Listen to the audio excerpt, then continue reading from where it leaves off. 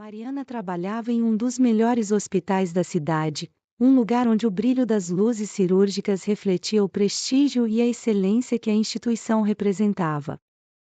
Desde que era apenas uma criança, o sonho de Mariana sempre foi o de salvar vidas, de ser a diferença entre a vida e a morte para aqueles que mais precisavam.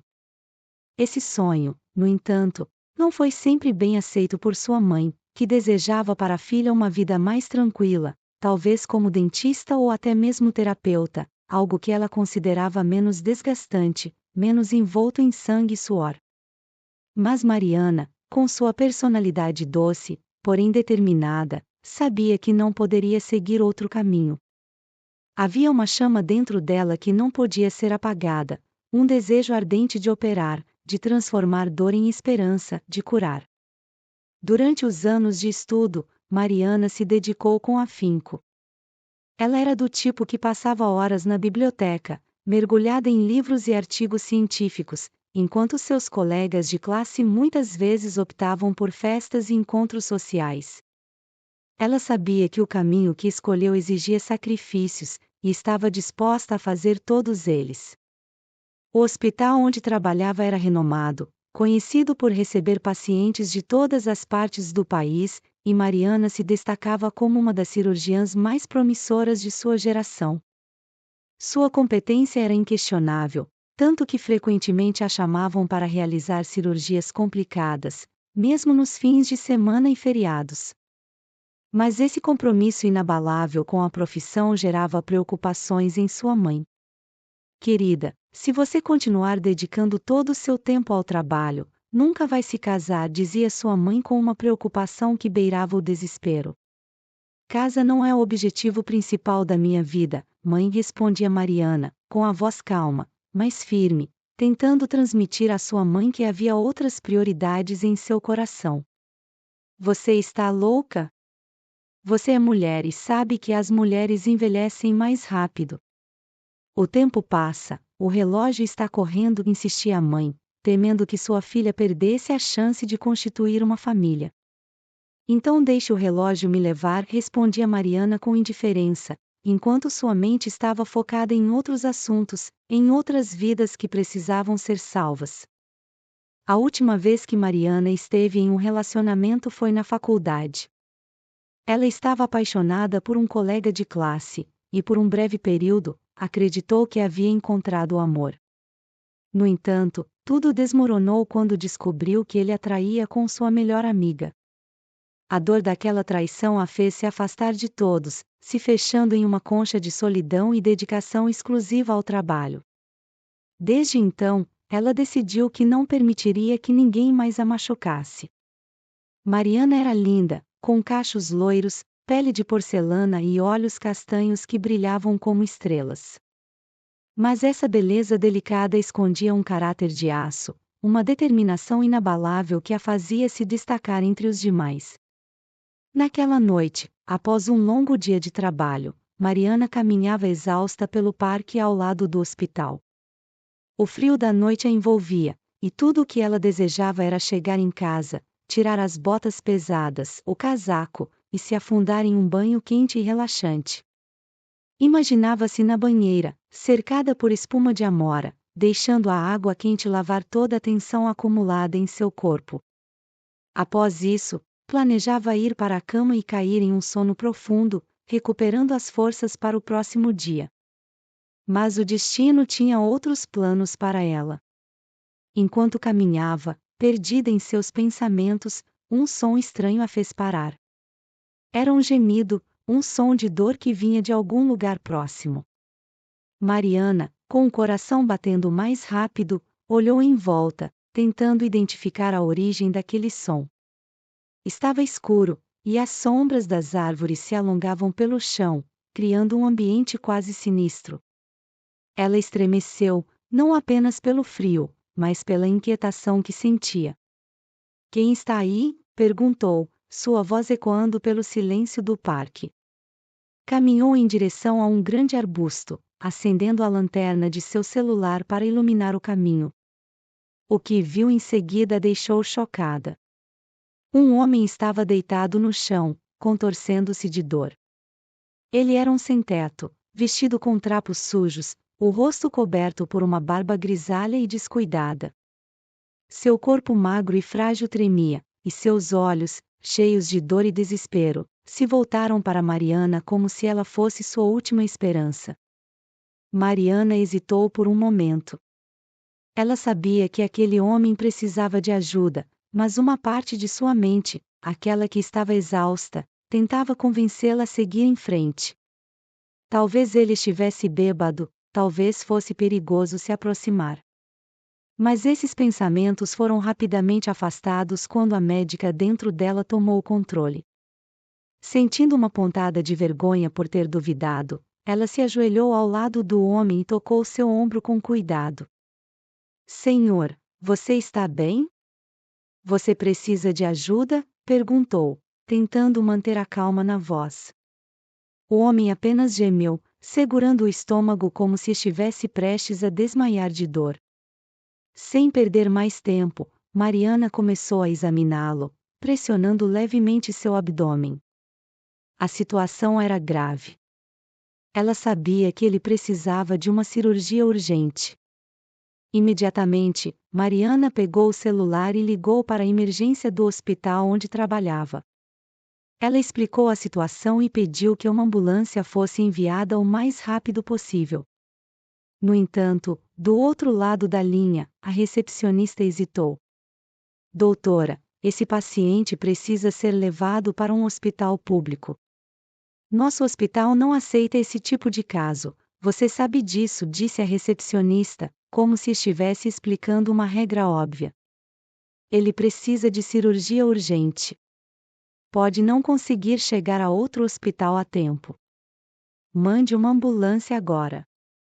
Mariana ordenou, sua voz firme, deixando claro que não aceitaria um não como resposta. A recepcionista, sem escolha, cedeu e chamou a ambulância. Pouco tempo depois, os paramédicos chegaram, correndo pelo caminho do parque com uma maca. Quando viram o homem, ficaram confusos, trocando olhares preocupados. Doutora, tem certeza de que podemos levá-lo ao nosso hospital? Perguntou um dos paramédicos, visivelmente desconfortável. Você sugere que o deixemos aqui? Respondeu Mariana, sua voz carregada de indignação. Mas ele é um sem-teto. Trabalhamos em um hospital caro, doutora. Não é para esse tipo de paciente, o paramédico tentou argumentar, mas Mariana não estava disposta a ouvir. Ela sabia o que estava em jogo. Antes de mais nada, ele é um ser humano. Levem-no com cuidado e coloquem-no na maca, disse ela, com autoridade. Os paramédicos, mesmo relutantes, fizeram o que lhes foi ordenado. Quando chegaram à sala de emergência, o choque tomou conta dos funcionários. As enfermeiras ficaram pálidas, os zeladores cochichavam entre si, e até Derek, o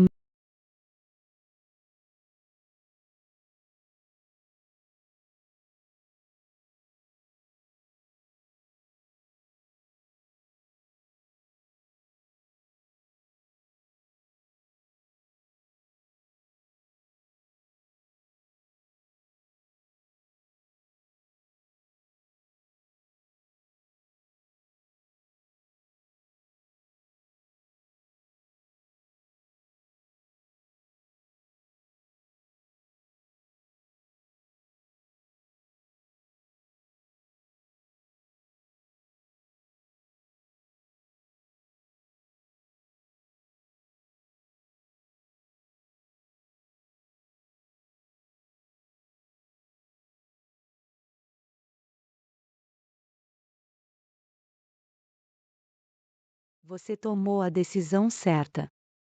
Ele teria morrido se tivesse sido enviado para outro hospital, disse o anestesista, com um olhar de aprovação.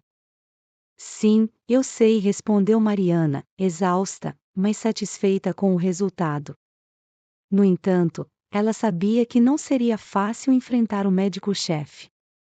Na manhã seguinte, enquanto ainda tentava recuperar o sono perdido, foi acordada por um telefonema furioso do Sr. Carlos.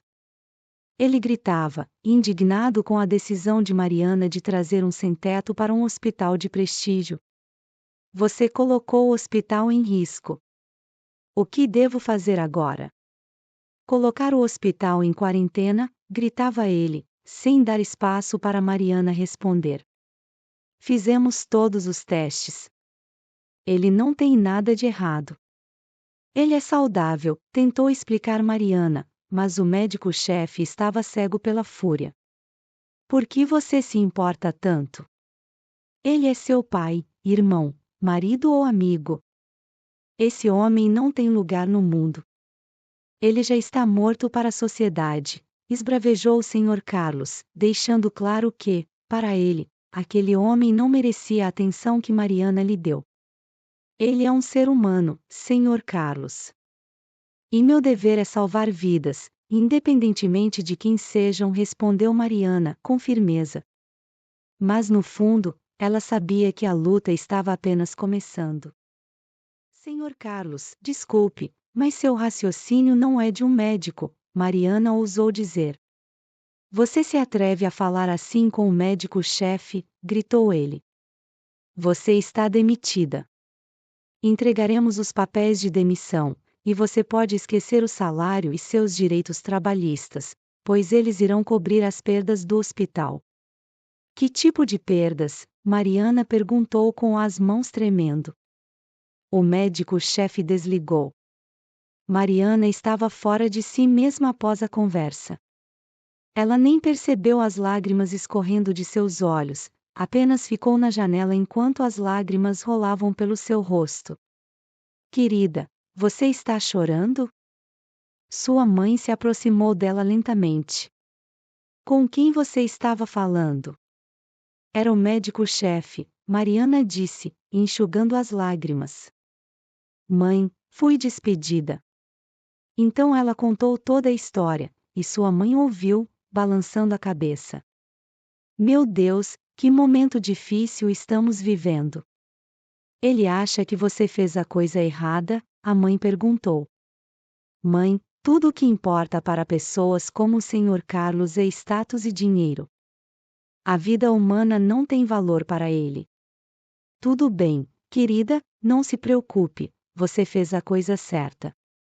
Tenho certeza de que alguém no céu está observando tudo o que está acontecendo. Tudo voltará para você 10 vezes. A mãe abraçou Mariana. Espero que sim, mas... Estou desempregada agora. Como vamos sobreviver? Vou procurar um novo emprego, mas acho que o Sr. Carlos vai garantir que eu esteja na lista negra dos hospitais. Nesse caso, não conseguirei emprego em nenhum lugar. Bem, tanto faz. Você pode ser farmacêutica, quero dizer, eles ganham um bom dinheiro, a mãe dela falou. Mãe, sou cirurgiã, estou acostumada a salvar pessoas, não a vender remédios. Mas talvez você esteja certa. Bem, veremos. Enquanto isso, o Sr. Carlos já estava ligando para outros hospitais, dizendo aos médicos-chefes para não contratar Mariana sob nenhuma circunstância. Então houve uma batida na porta de seu escritório. Um assistente preocupado entrou. Sr. Carlos, temos uma inspeção hoje, seu secretário disse nervoso. Acabei de receber uma ligação de uma amiga minha, ela é secretária no Ministério da Saúde. Ela me avisou que eles estão vindo para uma inspeção não programada. Não acredito, gritou o Sr. Carlos. Essa é a última coisa de que preciso. Já tiraram aquela mendiga? Não, estamos à espera de uma ambulância, o assistente respondeu. Quando ela chegará? O homem estava com raiva. Ele discou o número do chefe do departamento terapêutico, gritou e disse-lhes para tirar o morador de rua do hospital. Eu não me importo se você jogá-lo debaixo de um arbusto, uma fiscalização do Ministério da Saúde está a caminho, e há um morador de rua aqui, não registrado, não totalmente examinado, sem identidade, leve para o outro lado do parque. Deixe a ambulância do hospital municipal levá-lo de lá, o médico-chefe gritou. Mas está frio lá fora, é outono, ele respondeu. Mas ainda não é inverno, você pode cobri-lo com um cobertor, aconselhou o médico-chefe. As enfermeiras levaram um paciente em uma maca para a saída quando pessoas do Ministério da Saúde apareceram na entrada. Eles já haviam passado, mas um homem se interessou e o seguiu. Onde exatamente vocês estão levando o paciente? E onde está a ambulância? Perguntou o fiscal. Já deveria estar aqui, respondeu o Sr. Carlos, sorrindo.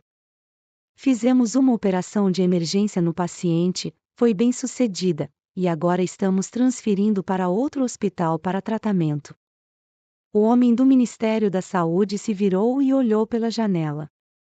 Ele viu que a ambulância realmente havia parado. Ele passou pelo paciente, mas, de repente, olhou para o rosto dele e congelou. Pai, o homem exclamou e correu para a maca. É você, todo esse tempo. Todos olharam confusos. O colega do homem caminhou até a maca também. Rodrigo, você deve estar enganado. Então ele olhou para o homem e engasgou. Senhor Fábio, é você. O homem na maca apenas olhou para eles confuso, mas manteve os olhos em Rodrigo.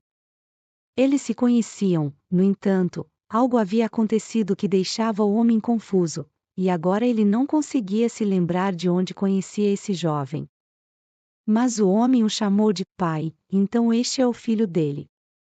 Pai, você me reconhece? Rodrigo olhou para as características faciais familiares e não podia acreditar que o pai que eles estavam procurando nos últimos 2 anos, já tendo perdido a esperança de encontrá-lo vivo, estava deitado na frente dele em uma maca.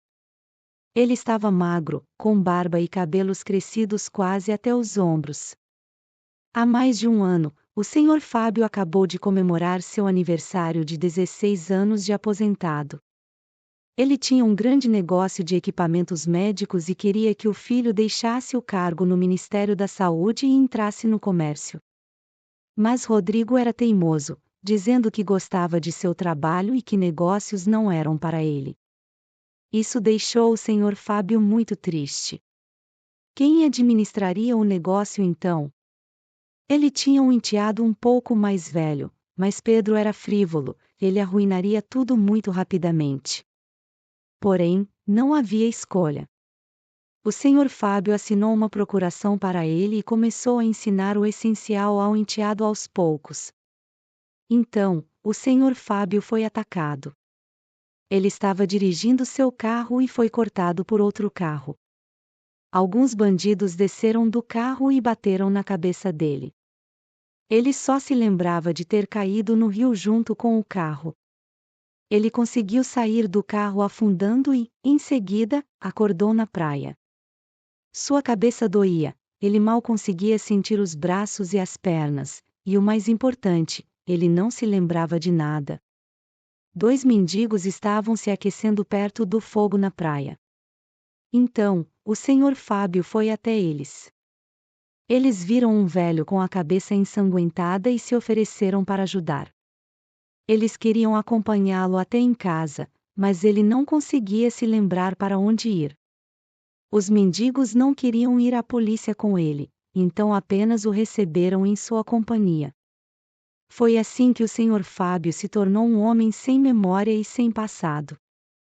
A polícia disse aos parentes de Fábio que encontraram o carro no rio, mas não o corpo.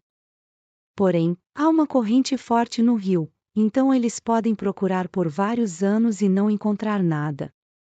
Rodrigo não acreditou que seu pai estava morto e continuou procurando por ele. Apesar de estar na mesma cidade, eles sempre andavam por ruas diferentes e nunca se encontraram. Pedro, o enteado, rapidamente assumiu o papel de chefe da empresa e começou a construir o negócio à sua maneira, mas ele administrou de tal forma que a empresa estava à beira da falência. Rodrigo ficou furioso porque seu irmão quase levou os negócios de seu pai à falência. Como vamos contar ao pai quando ele voltar? As pessoas não voltam à vida após a morte, Pedro sorriu. Mas o Sr. Fábio estava de volta. Sim, era ele na maca. Rodrigo imediatamente disse para levar.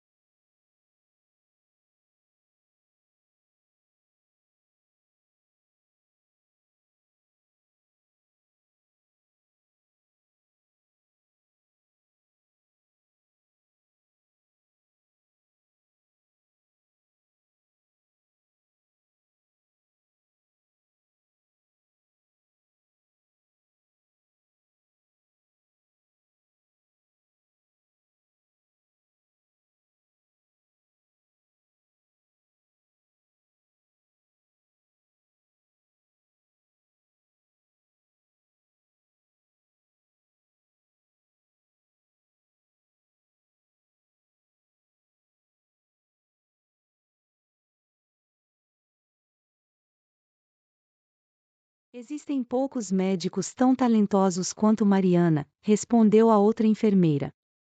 Mas sempre haverá injustiça, então talvez devêssemos contar ao.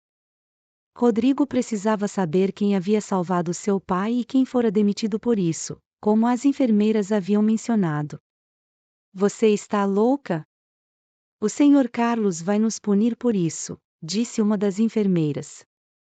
Rodrigo apareceu atrás da porta. Com licença, meninas, mas eu ouvi tudo, disse ele, direto. Contem-me o que realmente aconteceu. As enfermeiras estavam coradas e nervosas no início, mas Rodrigo poderia demiti-las se quisesse. Com medo, não guardaram segredo e contaram-lhe como Mariana operou seu pai, ignorando os absurdos do médico-chefe, e como ele gritou e a demitiu. Elas também disseram que o Sr. Carlos queria jogar o paciente na rua para que os inspetores do Ministério da Saúde não vissem um morador de rua sem identidade no hospital. Depois de ouvi-las, Rodrigo foi ao consultório do médico-chefe. O doutor estava feliz, a inspeção nunca ocorreu, então ele podia relaxar. O fato de que o mendigo era o pai do inspetor parecia até benéfico para ele. Ele estava pronto para contar como salvou um velho em seu hospital. Sim, queriam transferir o paciente para outro hospital, mas estava tudo dentro do protocolo. Não esperava que a equipe o tivesse delatado, mas todos estavam cansados de sua arrogância e mau humor. Você não precisa se preocupar, disse o Sr. Carlos sorrindo quando viu Rodrigo na porta de seu escritório.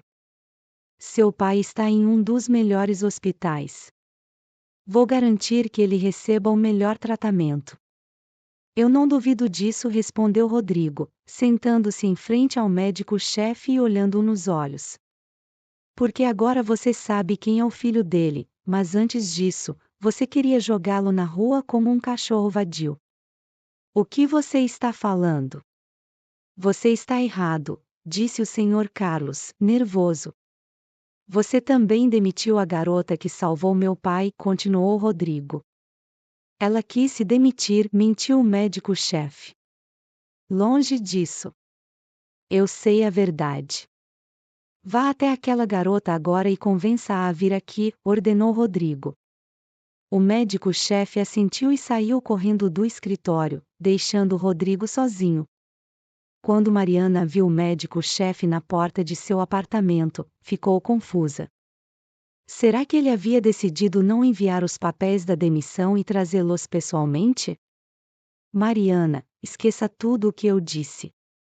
Cometi um erro, me desculpe. Vamos para o hospital. O filho daquele velho que você operou está esperando por você lá. Você fez um ótimo trabalho. Acontece que aquele homem é o pai de um dos executivos do Ministério da Saúde. O pai de um executivo? O que ele estava fazendo na rua? Ponderou ela. É uma história complicada. Acho que a polícia vai lidar com isso agora, respondeu o médico-chefe. Mariana hesitou, mas amava seu trabalho. Superou seu orgulho e foi para o hospital com o Sr. Carlos. Rodrigo, ao ver a jovem cirurgiã, ficou surpreso. Ela era tão jovem e, ainda assim, não teve medo de ir contra o chefe. Isso é muito corajoso. Volte ao trabalho, ninguém vai te demitir novamente. O Sr. Carlos reconheceu seu erro, disse Rodrigo. O médico-chefe, envergonhado, apenas assentiu com a cabeça. Mariana mal pôde conter o riso, pois era a primeira vez que o Sr. Carlos parecia tão patético. Vários meses se passaram, e o Sr. Fábio recebeu alta. Mariana continuou trabalhando no hospital, e todos esqueceram aquele incidente. Então, a notícia se espalhou pela cidade. A polícia descobriu que Pedro, o enteado do Sr. Fábio, fora o responsável pela tentativa de tirar a vida dele. Pedro havia ordenado o ataque ao padrasto, mal podendo esperar para ficar com os negócios dele. Agora, Pedro estava preso. O Sr. Fábio recuperou a memória, mas não voltou aos negócios. Em vez disso, uma velhice tranquila ao lado de seu filho carinhoso o esperava. Mais tarde, Pedro conseguiu liberdade condicional, apenas porque Rodrigo contratou um bom advogado, a pedido de seu pai, que não queria ver o enteado preso. A vida dele já estava arruinada, e após o julgamento, Pedro foi para outra cidade, sem mais contato com a família. Como ele pôde, comentou o médico-chefe ao saber dos detalhes. Como um ser humano pode fazer uma coisa dessas? Seus colegas apenas assentiram, mas depois sorriram. O Sr. Carlos não tinha o direito de falar sobre honra e moralidade. Depois, houve uma inspeção no hospital, que descobriu que o médico-chefe havia desviado dinheiro do Estado. Todos os fundos fornecidos para o hospital foram parar no bolso do Sr. Carlos. Ele foi julgado e acabou em liberdade condicional também. Agora, ele não fala mais sobre honra e moralidade, e foi suspenso da profissão médica. Mariana ainda trabalha como cirurgiã, mas agora, após um dia de trabalho, não corre para a casa da mãe, mas para um encontro. Sim, ela está namorando Rodrigo, e eles vão se casar em breve. Ele é um pouco mais velho que Mariana, mas essa diferença de idade não importa, porque o amor não conhece fronteiras.